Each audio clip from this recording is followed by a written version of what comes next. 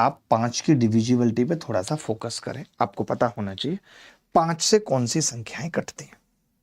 बहुत छोटा सा है, जैसे आपने 2 का पढ़ा, 4 का पढ़ा, 8 का पढ़ा, 16 का पढ़ा, वैसे ही 5, 25, 125, 625 का है।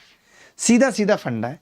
5 मतलब अंतिम अंक डिवाइड होना चाहिए 5 की घात 1 से, अंतिम अंक डिवाइड होना चाहिए 5 की घात 2 से, अंतिम अंक डिवाइड होना चाहिए 5 की घात 3 से।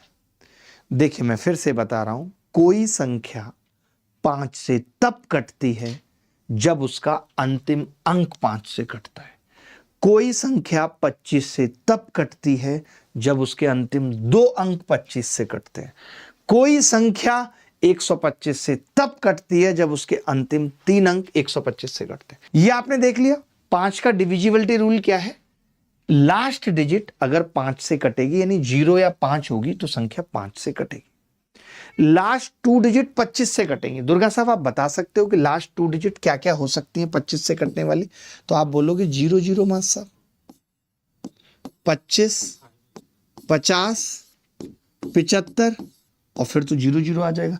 यानी लास्ट 2 डिजिट इसके अलावा कुछ नहीं हो सकती अगर कोई भी संख्या 25 से कट रही है। कोई भी संख्या अगर 25 से कट रही है तो उसके अंतिम 2 अंक हो सकते हैं 00, 25, 50, 75। अच्छा, कोई संख्या अगर 125 से कट रही है भाई साहब, 125 से, तब क्या होगा?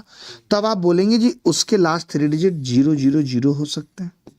125, 250, 375, 500, 625, 750, 875 और बस यही हो सकते हैं।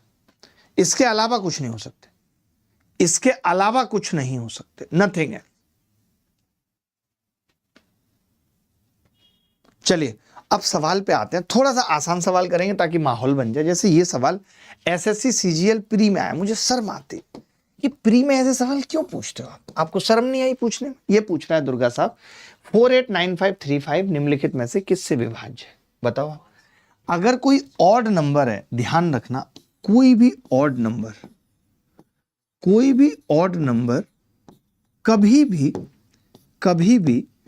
2, 4, 8 से डिवाइड नहीं हो सकता, ना ही उसके मल्टीपल से हो सकता है, नहीं, कभी नहीं। किससे हो रहा है? 5 से। क्यों हो रहा है? क्योंकि इसका अंतिम अंक 5 है। 5 से इसलिए डिवाइड हो रहा है क्योंकि अंतिम अंक 5 है। बोलो मजा आया कि नहीं आया? इसमें मजा आने वाली कोई बात भी नहीं थी इतनी खास। यह सवाल एनटीपीसी यूजी अंडर ग्रेजुएट में पूछा गया है 2025 में कि निम्नलिखित में से कौन सी संख्या 5 से विभाज्य है, और हमने अभी बताया कि 5 से वही कटेगी जिसके लास्ट डिजिट में। मुझे तो हंसी आती है कि कौन बनाता है ऐसे सवाल, बना कौन रहा है ऐसे सवाल? शर्म क्यों नहीं आ रही उसकी आंखों में?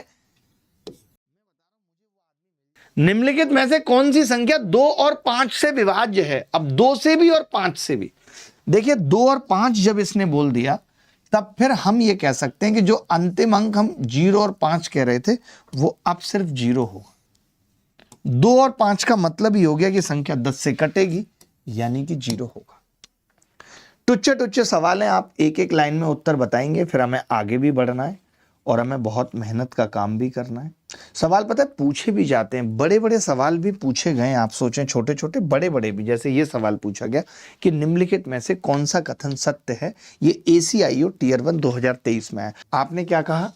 आपने कहा मास्टर साहब कोई भी नंबर 125 से तब कटेगा जब उसके लास्ट 3 डिजिट 5 की घात 3 से कटेंगे। ये बात तो आपने हमें खुद बताई।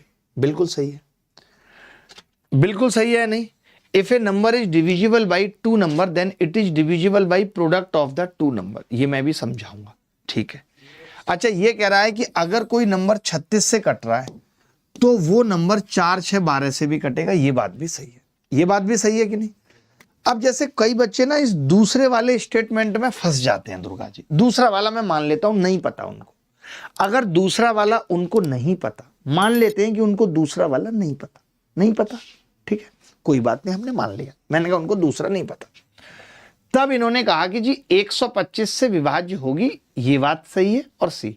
तो आप ऑप्शन में चले जाते ना, a number is divisible by 36 if the number is, ये गलत कर दिया ना हमने, गलत कर दिया, हम तो कह रहे हैं। ये क्या पूछ रहा है, ये कह रहा है कि यदि कोई संख्या 36 से विभाज्य हो जाएगी यदि वो 4, 6, 12 से हो रही है। आप बताओ। तो आपने कहा 4, 6, 12 से अगर कोई हो रही है तो एक संख्या 4, 6, 12 से तो 12 ही हो रही है, लेकिन 12 तो 36 से नहीं होती। 12 36 से होती है क्या? नहीं होती। ये कह रहा है अगर कोई संख्या 4, 6, 12 से हो गई तो उसका एलसीएम अगर 36 होता तब तो मैं कह सकता था, लेकिन ये तो 12 भी हो गई, 24 भी है। लो 24 4 से भी है, 6 से भी है, 12 से भी है, लेकिन 36 से नहीं है। तो ये वाली बात भी गलत है, यानी सी भी गलत है और ए सही है।